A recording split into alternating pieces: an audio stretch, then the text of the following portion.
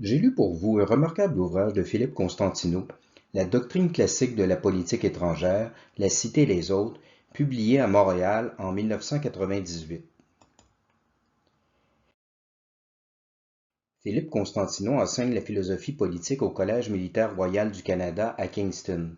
Les anciens Grecs, dit-il, ont abondamment parlé de la politique intérieure de la cité, mais ils n'ont pas directement traité des rapports entre les cités, de ce que nous appelons les relations internationales. L'auteur pense que l'on peut néanmoins dégager de leurs œuvres une vision de la politique étrangère, une vision qui reste d'actualité. Les anciens Grecs voyaient la guerre comme une chose naturelle, comparable au cycle des saisons. Ils n'ont jamais rêvé d'une république universelle qui garantirait une paix perpétuelle, mais ils ont réfléchi aux moyens de limiter les conflits, car ils estimaient tout de même que la paix était préférable à la guerre.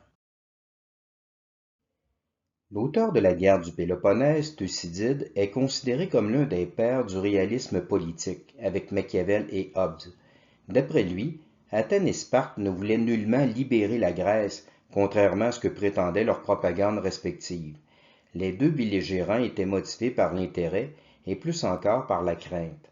Athènes et Sparte cherchaient à dominer toute la Grèce, bien sûr, mais les deux cités craignaient surtout de tomber sous la domination de l'autre. Les deux adversaires étaient convaincus de mener une guerre défensive, de combattre pour leur liberté, voire leur survie. Mais n'est-ce pas le cas de la plupart des guerres?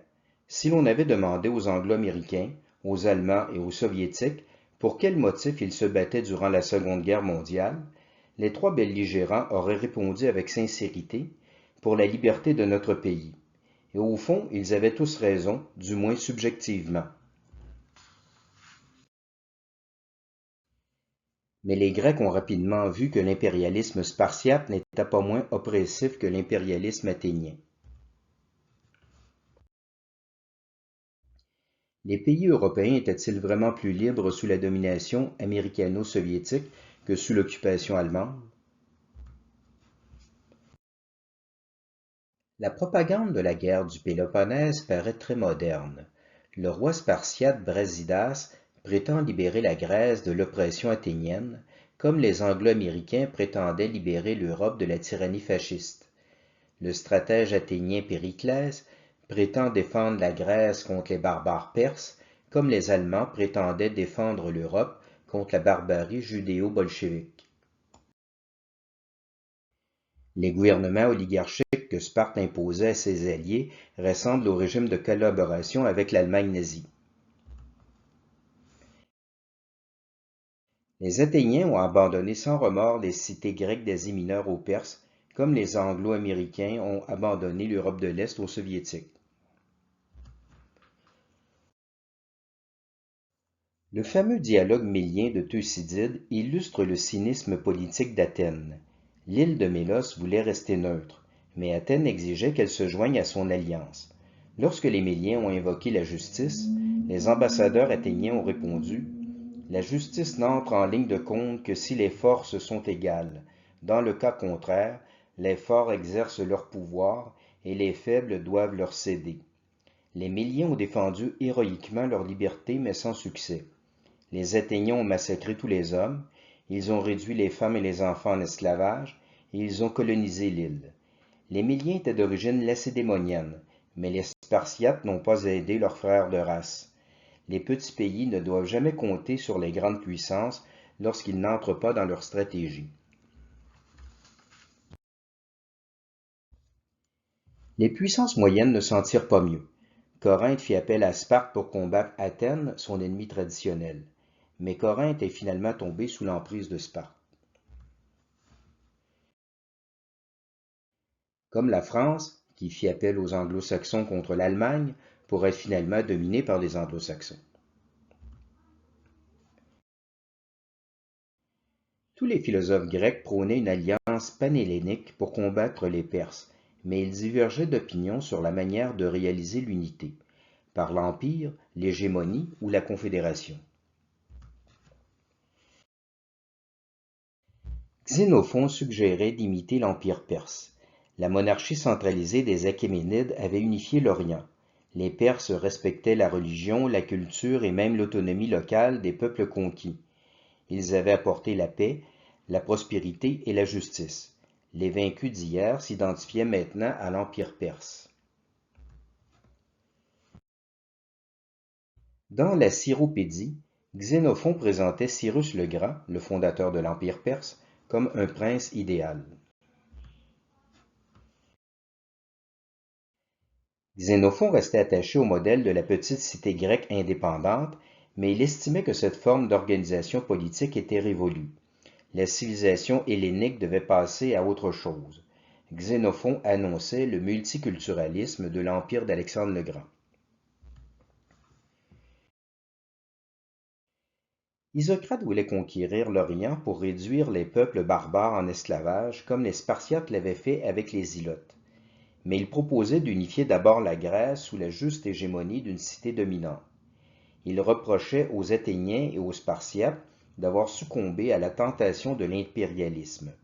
Isocrate faisait une distinction nettement raciste entre les Grecs, qui étaient dignes d'un ordre politique juste, et les barbares qui ne méritaient que le joug.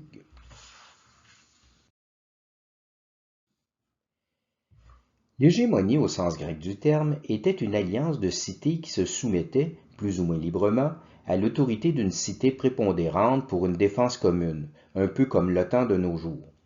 L'hégémonie se distingue de l'empire dans la mesure où les cités subordonnées conservent une certaine autonomie et sont régies par le droit plutôt que par la force, du moins en théorie.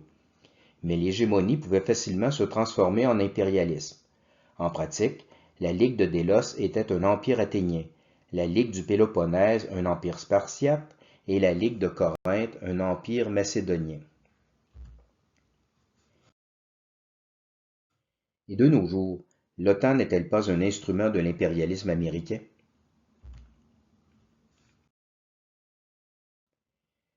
Constantino en arrive à Platon, le géant de la pensée grecque. Platon est-il à l'origine du totalitarisme, comme l'affirme Karl Popper, ou du droit naturel, comme le soutient Léo Strauss? L'auteur ne s'engage pas dans cette discussion. Il s'interroge plutôt sur les relations que la cité idéale de Platon pourrait entretenir avec les autres cités. La République de Platon s'inscrit dans la réalité guerrière de la Grèce de son temps. La cité platonicienne est une puissance moyenne qui peut repousser une agression, mais qui ne cherche pas à s'étendre au-delà de ce qui est nécessaire à une vie économique austère et autarcique. Les contacts avec les étrangers sont réduits au minimum. Platon condamne l'impérialisme qui risque de briser l'unité de la cité par le cosmopolitisme et le mercantilisme. Il prône le communisme, non pas dans un esprit de justice sociale, mais pour éviter que la lutte des classes ne divise la cité. La politique étrangère est défensive et isolationniste. Elle vise à protéger un ordre social interne qui poursuit un objectif spirituel. La cité des rois philosophes veut favoriser la conversion de l'âme au vrai, au bien et au beau. La République de Platon repose sur l'union du politique et de la philosophie, ou de l'alliance du trône et de l'autel, comme on disait au Moyen Âge.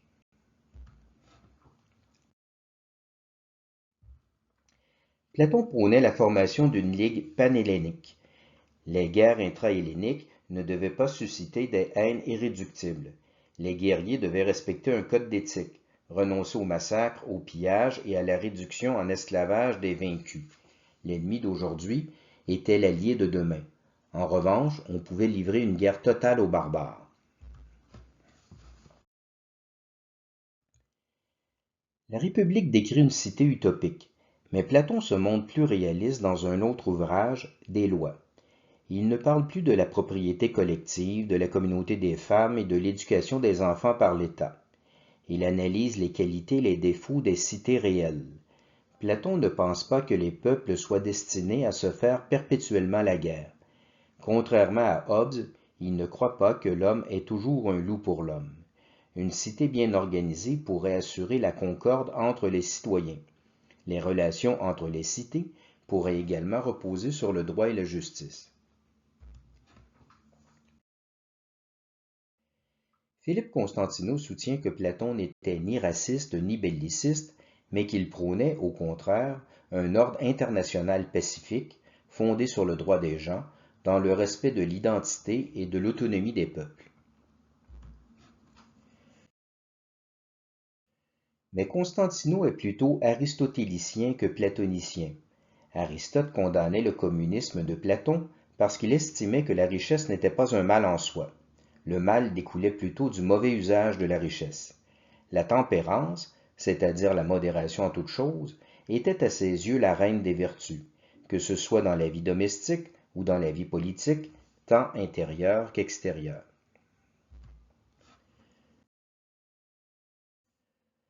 Pourquoi les Grecs voyaient-ils les Perses comme leur ennemi naturel? Sur le plan géopolitique, la réponse est simple. L'Empire perse était un géant qui voulait conquérir la Grèce. Mais les Grecs avaient repoussé les Perses lors des deux guerres médiques, et ils songeaient maintenant à envahir l'Orient.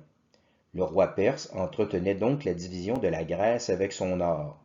Il soutenait la cité numéro 2 contre la cité numéro 1, celle qui était en mesure d'unifier la Grèce. Les Perses ont financé Sparte contre Athènes, puis Athènes contre Sparte. La stratégie perse ressemblait à la politique d'équilibre européen de l'Angleterre, qui soutenait toujours le principal ennemi de la puissance qui pouvait unifier l'Europe et qui risquait de se jeter ensuite sur son empire maritime. Londres a soutenu la Prusse, qui est devenue l'Allemagne en 1871, contre la France de 1756 à 1904, puis la France contre l'Allemagne de 1904 à 1919, et de nouveau l'Allemagne contre la France de 1919 à 1938. L'Angleterre s'est finalement alliée aux Français en 1939 parce que l'Allemagne hitlérienne était en voie de dominer toute l'Europe. Les Perses et les Anglais suivaient le même principe, diviser pour régner.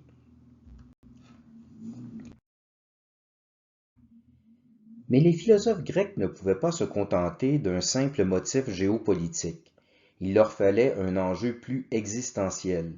Ils ont élevé le conflit au niveau d'une lutte idéologique, la liberté grecque contre le despotisme perse, et même d'une lutte raciale, un combat entre le grec d'essence supérieure et le barbare de nature sous-humaine. Ces arguments nous rappellent le discours des Américains durant la guerre froide ou des Allemands durant la Seconde Guerre mondiale. La rhétorique du choc des civilisations qui a suivi l'attaque du World Trade Center en 2001 ne reposait-elle pas sur le même type de propagande idéologico-raciale? À l'instar des Américains, les Grecs s'estimaient supérieurs aux autres peuples à cause de leur sens de la liberté et de la démocratie. À leurs yeux, les barbares étaient naturellement serviles. Cela venait-il de leur race ou de leur éducation? Les Grecs en discutaient sans trancher la question. De toute manière, les barbares ne méritaient que d'être soumis à la civilisation supérieure, l'Ellade. Isocrate voulait en faire des ilotes, Alexandre le Grand préférait les fusionner aux Grecs.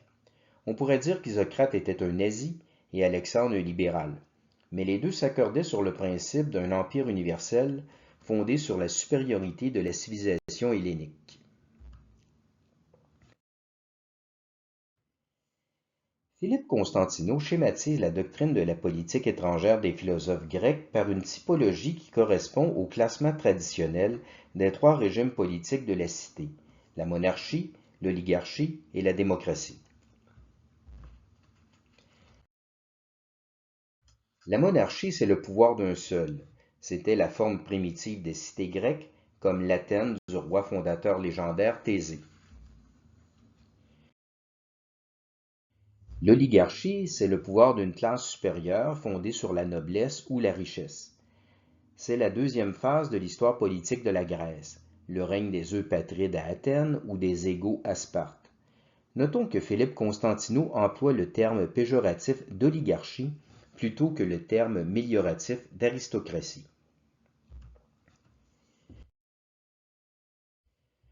La démocratie, c'est le pouvoir de l'Assemblée délibérative des citoyens. Rappelons qu'à Athènes, le statut de citoyen ne s'appliquait qu'aux hommes libres nés de deux parents athéniens. Les femmes, les enfants, les étrangers ou métèques et les esclaves n'étaient pas citoyens. En fait, les citoyens ne formaient que 10% de la population, et la plupart n'assistaient jamais aux assemblées du peuple. La démocratie grecque n'avait rien à voir avec la démocratie moderne, mais elle en jetait néanmoins les bases. C'était le régime d'Athènes au temps de Périclès. Aux yeux des philosophes grecs, les trois types de constitution étaient légitimes. Platon préférait la monarchie, Aristote la démocratie. Mais le critère essentiel, c'était ce que l'on appelle de nos jours l'état de droit, soit la recherche du bien commun et le respect des lois. Mais les trois formes de gouvernement peuvent dégénérer. La monarchie devient alors une tyrannie, l'oligarchie une plutocratie et la démocratie une démagogie. Constantino transpose ce schéma dans les relations internationales de la manière suivante. Illustrons cette typologie par des exemples antiques et modernes. L'Empire, c'est l'Icouménée, l'univers instauré par Rome au tournant de notre ère, la Pax Romana qui a unifié le monde méditerranéen pendant plusieurs siècles. Le nouvel ordre mondial établi par l'hyperpuissance américaine après la chute du communisme y ressemble, mais il fut bref.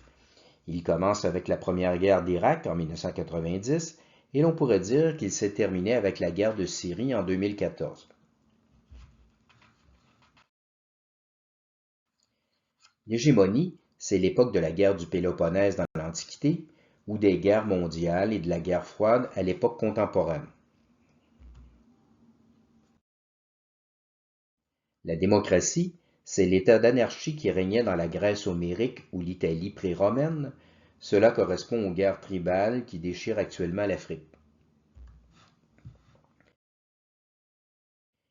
Les relations internationales contemporaines reposent sur un système d'hégémonie tripolaire. États-Unis, Russie, Chine.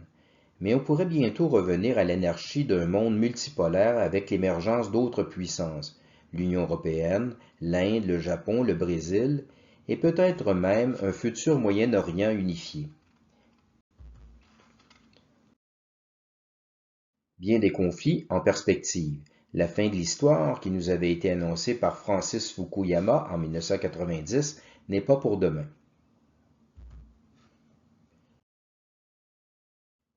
Philippe Constantino conçoit un quatrième modèle inspiré de la cité idéale d'Aristote. La Politeia est un régime mixte d'oligarchie et de démocratie, animé par la recherche du bien commun. Dans la pensée d'Aristote, l'oligarchie n'est pas une clique de privilégiés, mais une classe sociale d'élite au service de la communauté. C'est une aristocratie au sens grec du terme. Aristos signifie les meilleurs. Mais il ne s'agit pas nécessairement d'une noblesse héréditaire. Ce pourrait être un système méritocratique. La manière de sélectionner cette aristocratie n'est certes pas évidente.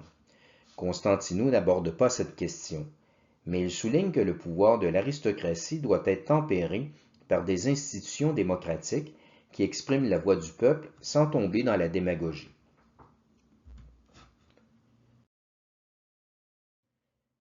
Sans le dire explicitement, Philippe Constantino semble être en faveur d'une confédération d'États souverains et autonomes, librement subordonnés à une puissance hégémonique respectueuse du droit international.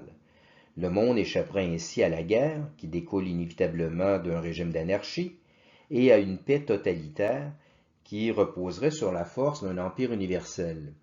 Il imagine probablement une sorte d'hégémonie américaine, souple et altruiste, sous l'autorité morale de l'ONU. Mais n'est-ce pas utopique? Machiavel et Hobbes se seraient sans doute moqués de cette vision de la politique internationale. En vertu de quelle autorité morale l'ONU pourrait-elle imposer la vertu aux États-Unis? L'ONU n'est-elle pas une simple créature de l'impérialisme américain? Toutefois, nous pourrions imaginer un autre système. L'Église catholique serait l'autorité morale suprême qui s'imposerait aux États souverains, comme elle le fit avec succès pendant quelques siècles au Moyen Âge. La Pax Ecclesia fut aussi efficace que la Pax Romana, sans être tyrannique. L'auteur pose d'ailleurs la question des rapports entre la politique et la religion, mais en tant qu'agnostique, il ne peut la résoudre. Constantino affirme néanmoins que la question religieuse est à la base de la vraie science politique. Il écrit: